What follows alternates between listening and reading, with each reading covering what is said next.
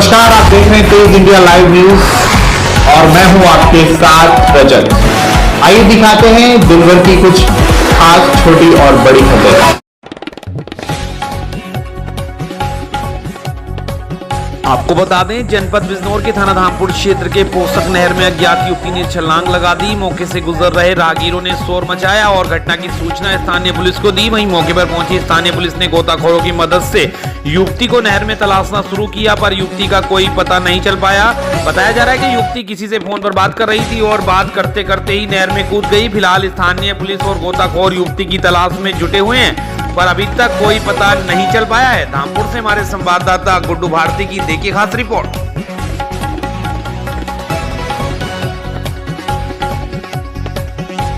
आपको बता दें, इस वक्त की खबर उत्तर प्रदेश के जनपद गाजियाबाद से, जहां पश्चिमी यूपी में आतंक का अध्याय बनता जा रहा। 2 हत्याओं का आरोपी 50,000 का इनामी बदमाश विशाल उर्फ मोनू शुक्रवार को गाजियाबाद पुलिस के हाथों मारा गया। आमने सामने हुई मुठभेड़ में पुलिसकर्मी भी घायल हुए हैं। एनकाउंटर में उसका साथी फरार होने में कामयाब रहा। आपको बता दें, विशाल उर्फ मोनू मुरादनगर क्षेत्र में हुए विद्युत निगम के ठेकेदार नवीन भारद्वाज और मोबाइल कारोबारी मुकेश गोयल की हत्या में फरार चल रहा था। मुठभेड़ में 2 पुलिसकर्मी भी गोली लगने से घायल हुए हैं, जिन्हें उपचार के लिए जिला एमएमजी अस्पताल रेफर कर दिया गया है।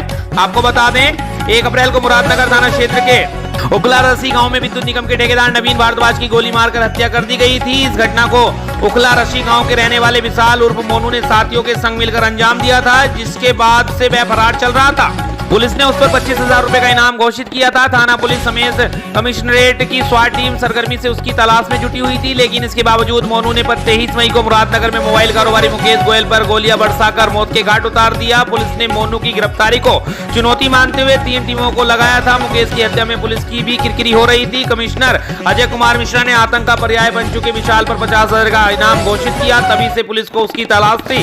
शुक्रवार को दोपहर पुलिस को मुखबिर की सूचना मिली कि विशाल बुलेट से अपने साथी से संग अपनी बहन के घर से गंग नहर पटरी रोड से होकर निकलेगा। सूचना मिलते ही पुलिस हरकत में आई और क्राइम ब्रांच में ग्रामीण जोन की एसओजी टीम ने पटरी रोड पर जाल बिछा दिया। पुलिस कमिश्नर अजय कुमार मिश्रा ने बताया कि चित्तौड़ा पुल के पास मोनू उर्फ पुलिस टीम का आमना सामना हो गया। मोनू व उसके साथी ने पुलिस टीम पर गोलियां चलानी शुरू कर दी। पुलिस ने भी आत्मरक्षा बदमाशों पर फायरिंग की, जिसमें मोनू गोली लगने से घायल हो गया, जबकि सिपाही अरुण और टिंकल भी गोली लगने से घायल हो गए। तीनों घायलों को जिला एमएमजी अस्पताल भेजा गया, जहां डॉक्टरों ने मोनू को मृत घोषित कर दिया। विशाल उर्फ मोनू पर दर्ज थे 13 मुकदमे।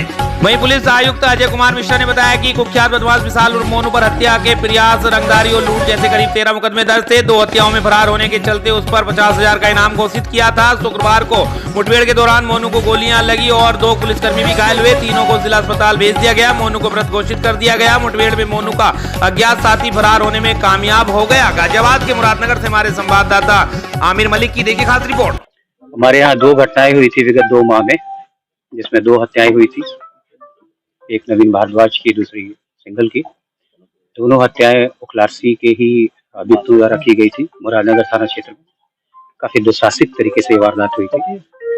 इस वारदात में जो अभियुक्त थे वो अधिकतर अभियुक्त मुरादनगर के ही रहने वाले थे, जिसमें से कुछ अभियुक्तों के विरुद्ध पूर्व में कार्रवाई भी की गई थी। उनके गैंगस्टर में 29 करोड़ की संपत्ति भी जब्त की गई थी पुलिस के द्वारा। उसी मामले में एक वांछित अभियुक्त मोनू चौधरी, जो उखलारसी गांव का ही रहने वाला है, उसके बारे में आज ये सूचना प्राप्त हुई कि वो अपनी बहन के घर से मोटरसाइकिल से निकल रहा है इधर मिलने के लिए किसी से। उसकी मोटरसाइकिल पे उसके साथ एक और व्यक्ति सवार था। उसकी तस्दीक अभी तक नहीं हो पाई है। इसी सूचना पे पुलिस पार्टी को अलर्ट किया गया, जिसमें हमारे थानाध्यक्ष मुरादनगर, उन्होंने स्वयं इसको लीड किया और उनकी टीम ने लीड किया। यहाँ पे गंग नहर के पास जब उनको इंटरसेप्ट किया गया तो फायरिंग करते हुए दोनों बदमाशों ने फायरिंग शुरू कर दी, जिसमें से एक बदमाश, जिसकी अभी तक आइडेंटिटी शिनाख्त नहीं हो पाई है।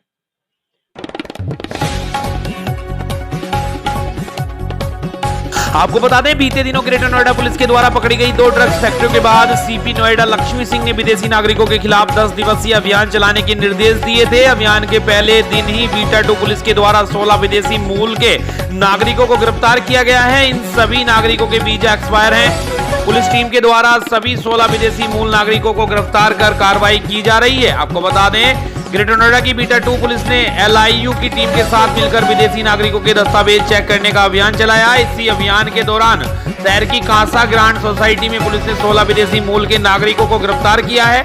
3 महिलाएं और 13 पुरुषों को पुलिस द्वारा गिरफ्तार किया गया है। यह सभी अफ्रीकी मूल के निवासी हैं। बता दें आपको, थाना प्रभारी बीटा 2 विनोद मिश्रा ने बताया कि गौतम बुद्ध नगर में विदेशी नागरिकों के दस्तावेज चेक करने के लिए एक अभियान चलाया जा रहा है। इसी क्रम में आज कासा ग्रांड सोसाइटी में दस्तावेज चेकिंग के दौरान 16 अफ्रीकी मूल के नागरिकों के वीजा एक्सपायर पाए गए हैं। सभी ऐसे नागरिकों को गिरफ्तार कर न्यायालय के समक्ष पेश किया जाएगा और अग्रिम वैधानिक कार्रवाई अमल में लाई जाएगी। ग्रेटर नोएडा से हमारे संवाददाता मोहम्मद अली की देखिए खास रिपोर्ट। कराना है कि कल थाना बीटा 2 क्षेत्र के कासा ग्रांड सोसाइटी में प्रभारी निरीक्षक एलआईयू प्रभारी निरीक्षक बीटा 2 ने नए फोर्स के अफ्रीकी मूल के नागरिकों के विभिन्न दस्तावेजों का सत्यापन किया था। इसमें से 16 व्यक्ति ऐसे पाए गए हैं जिनके कि वीज़ा वैध नहीं पाए गए हैं और अन्य दस्तावेज भी पूर्ण नहीं पाए गए हैं। इन लोगों के विरुद्ध विदेशी अधिनियम 1946 की धारा 14 के अंतर्गत अभियोग पंजीकृत करके इन 16 लोगों को माननीय न्यायालय के समक्ष प्रस्तुत किया जा रहा है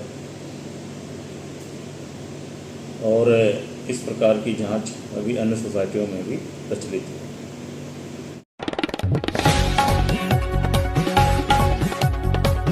आपको बता दें, वहीं जनपद बरेली के थाना सिरोली क्षेत्र के एक गांव की महिला ने एसएसपी से शिकायत कर गांव के ही 2 लोगों पर तमंचे की नोक पर बलात्कार करने का आरोप लगाया है। इससे महिला कड़ी सहमी हुई है। आपको बता दें, सिरोली के एक गांव की महिला ने एसएसपी से शिकायत कर आरोप लगाया कि उसके पति का गांव के ही पास ट्यूबवेल है। ट्यूबवेल से गांव के लोगों ने फसल की सिंचाई की थी। बिजली का बिल जमा करने को लेकर महिला अपासी के रुपए मांगने गई थी। इसी के दौरान दबंगों ने महिला के साथ गाली गलौज करते हुए जाति सूचक शब्दों का प्रयोग किया।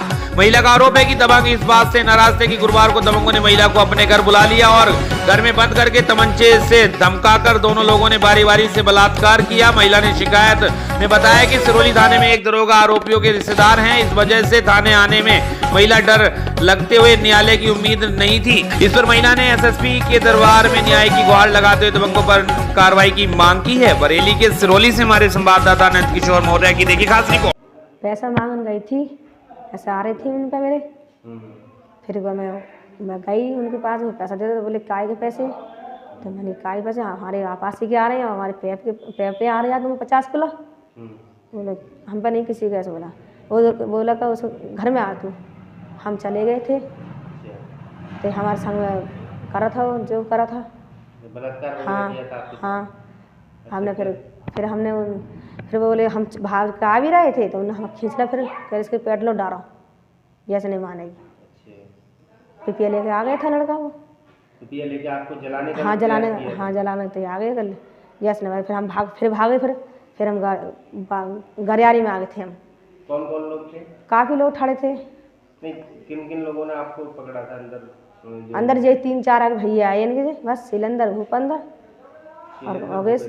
हाँ, ये थे।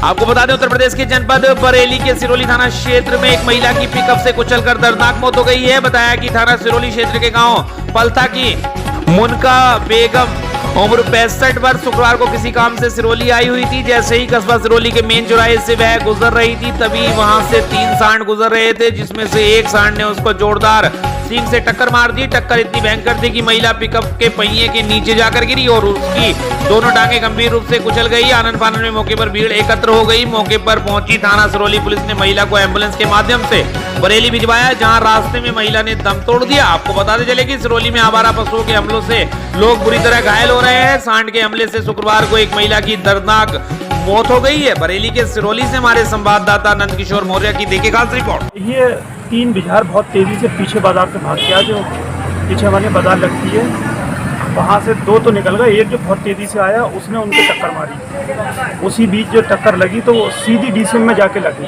जो कि पिछला वाला उनका टायर उसके पैर के ऊपर से उतर गया।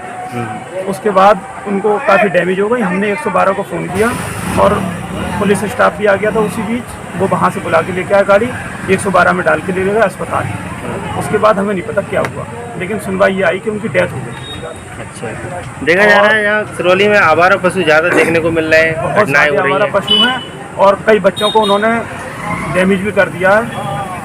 एक गाय है वो तो बहुत ही ज़्यादा खतरनाक है, वो काफ़ी बच्चों को मार रही है क्योंकि उसका एक छोटा बच्चा है, उसकी वजह से वो परेशान रहती है और जो सामने आ जाता है उसको टक्कर मार देती है। आज कितने बजे की घटना है ये लगभग 12 बजे की घटना है। अच्छा।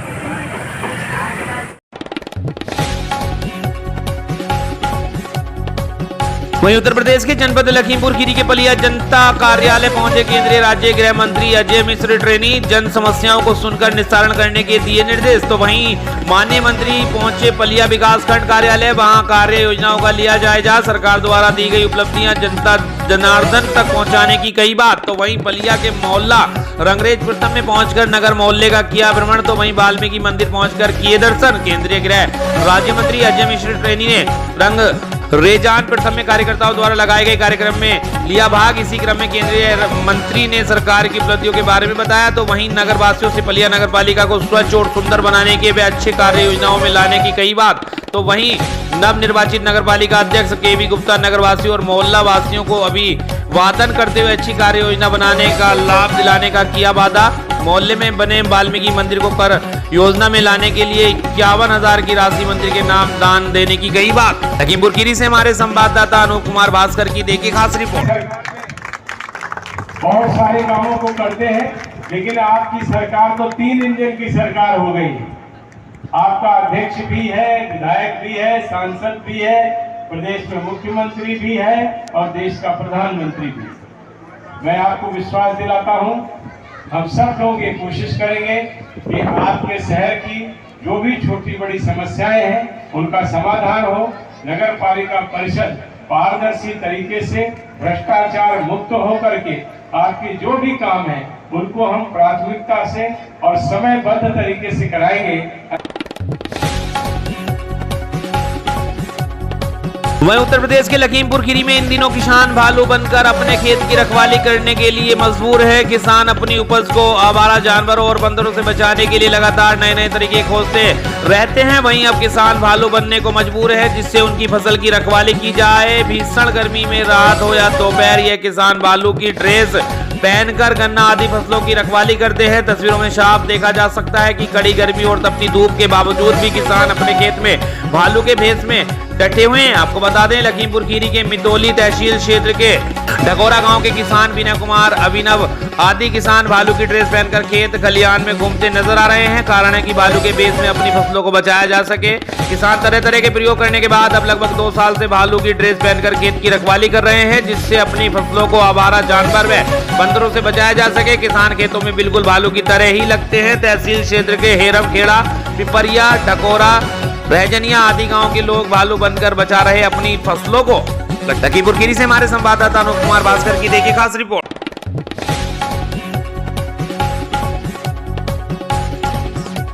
आपको बता दें, जनपद प्रयागराज के बैंक रोड पर 30 मई को जूस की दुकान चलाने वाले आर्यन पांडे उर्फ रमाशंकर पांडे को गोली मारने के मामले में पुलिस ने 3 अभियुक्तों को गिरफ्तार किया है। गोली मारने वाले अनुराग सिंह, पंकज पाठक और अनुभव सिंह को किया गिरफ्तार। LLB करने वाले तीनों आरोपियों ने रंगदारी के लिए मारी थी गोली। अभियुक्तों के कब्जे से 1 पिस्टल, 2 देसी तमंचा और 1 बाइक बरामद। गिरफ्तार अभियुक्तों का लंबा आपराधिक इतिहास है। गिरफ्तार अभियुक्त अनुभव सिंह के खिलाफ 14 आपराधिक मुकदमे दर्ज हैं। तो वहीं गिरफ्तार अभियुक्त अनुभव सिंह के खिलाफ गैंगस्टर एक्ट के तहत कार्रवाई की गई है। कर्नलगंज थाना पुलिस मुकदमा दर्ज कर अभियुक्तों की तलाश में जुटी थी। घायल आर्यन पांडे और रमाशंकर पांडे का SRN अस्पताल में इलाज चल रहा है। गिरफ्तार अभियुक्तों के खिलाफ पुलिस अग्रिम विधिक कार्रवाई कर रही है। DCP यमुना नगर संतोष कुमार मीणा ने किया खुलासा।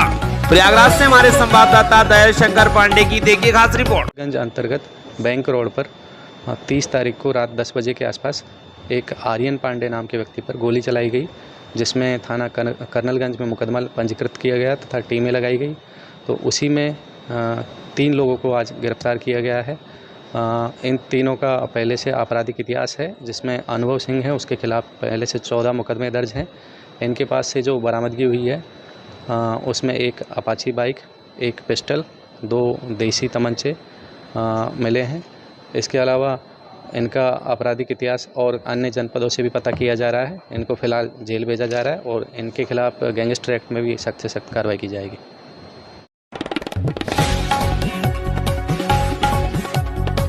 आपको बता दें सिद्धार्थनगर में आज पीस पार्टी की कार्यकर्ता सम्मेलन हाइप कॉम्प्लेक्स में संपन्न हुआ, जिसके मुख्य अतिथि सैयद राशिद उमर मदनी रहे। वहीं विशिष्ट अतिथि अरबाब फारूकी रहे। वहीं अब्दुल रहमान नूरी ने बताया कि पीस पार्टी अमन व शांति वाली पार्टी है। ये सभी मजहबों को लेकर चलने वाली पार्टी है। ये हिंदू मुस्लिम सिख ईसाई को साथ लेकर चलती है। एक एक कार्यकर्ता अपने अपने क्षेत्र में काम करे जिससे पार्टी मजबूत बने। वहीं पीस पार्टी के राष्ट्रीय महासचिव सैयद राशिद उमर मदनी ने कहा कि बूथ स्तर पर कमेटी बनाई जाए। हर कार्यकर्ता जनता को पीस पार्टी की नीतियों के बारे में बताए। एक वोट का क्या महत्व होता है, हम सबको एक प्लेटफॉर्म आ जाना चाहिए। कब तक दूसरे के झंडे के नीचे रहेंगे, हम एक दूसरे का झंडा नहीं उठाएंगे, हम अब अपना झंडा उठाएंगे। उपस्थित कार्यकर्ता मौजूद रहे। सिद्धार्थनगर से हमारे संवाददाता नियामतुल्लाह की देखिए खास रिपोर्ट। बैठक में मेन जो मुद्दा है कि हमें संगठन को मजबूत करना है। हर गांव, हर दरवाजे संगठन को पहुंचाना है, लोगों को पहुंचना है।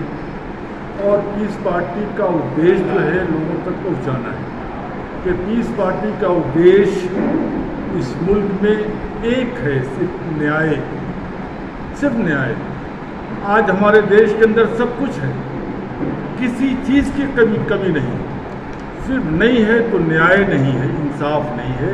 पीस पार्टी वैसी इंसाफ के लिए कोशिश कर रही है और आज की बैठक वही है कि इंसाफ देने वाले बन जाए।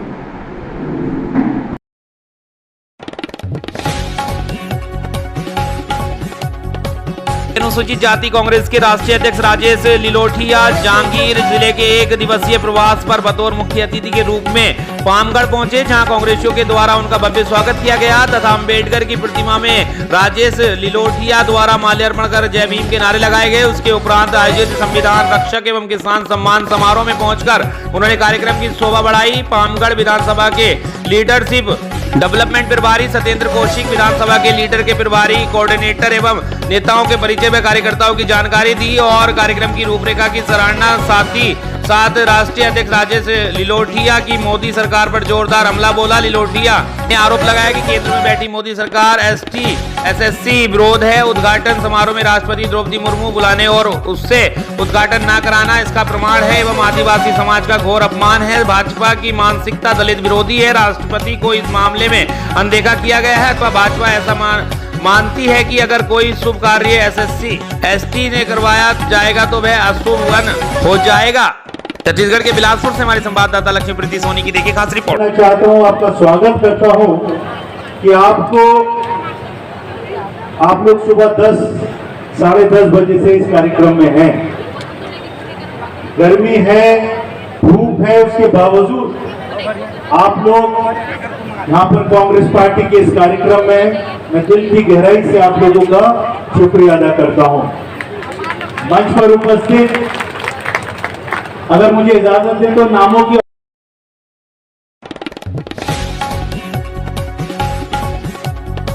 बता दें वहीं ग्राम पंचायत चिचोली में तालाब से मुरुम का अवैध खनन माफिया द्वारा किया जा रहा है, जिस पर ना तो सरपंच द्वारा किसी भी प्रकार से परमिशन लिया गया और ना ही माइनिंग अधिकारी से इस विषय में परमिशन ली गई है। फिर भी खनन माफिया द्वारा अवैध रूप से मुरुम का खनन किया जा रहा है। चूंकि अधिकारी द्वारा खनन माफिया के विरुद्ध कार्रवाई नहीं होने के कारण इन लोगों का मनोबल बढ़ा हुआ है, जिससे क्षेत्र में अवैध खनन जोरों से जारी है। अब देखने वाली बात यह होगी कि खबर चलने के बाद अधिकारी द्वारा क्या इस विषय पर किस प्रकार की कार्रवाई की जाएगी। जिला बेमेतरा से हमारे संवाददाता कमल मनहरे की देखिए खास रिपोर्ट।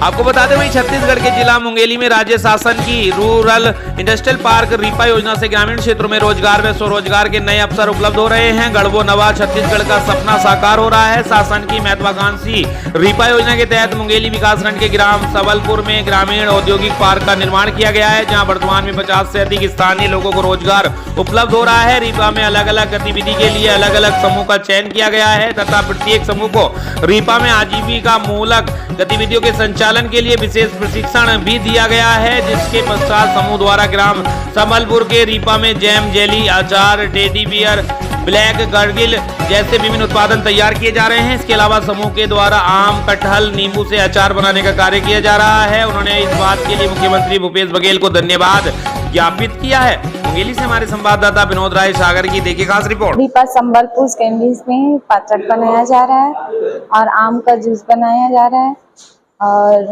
जैम जेली का बनाया जा रहा है और मुन्नानो रागनी डायरे है और मैं ग्राम कोलिया किया मन संबलपुर में काम करथन, अचार बनाथन नींबू के, कटहल के, आम के। समूह के नाम है कौशल माता स्वयं सहायता समूह कोलिया। मैं रीपा माँ अचार बनाथन आम के, नींबू के, कटहल के 2 कुंटल 70 किलो बना डरे हैं और आगामी में बनाबो। सरकार मन हमला रीपा में काम दे ओकर लिए धन्यवाद।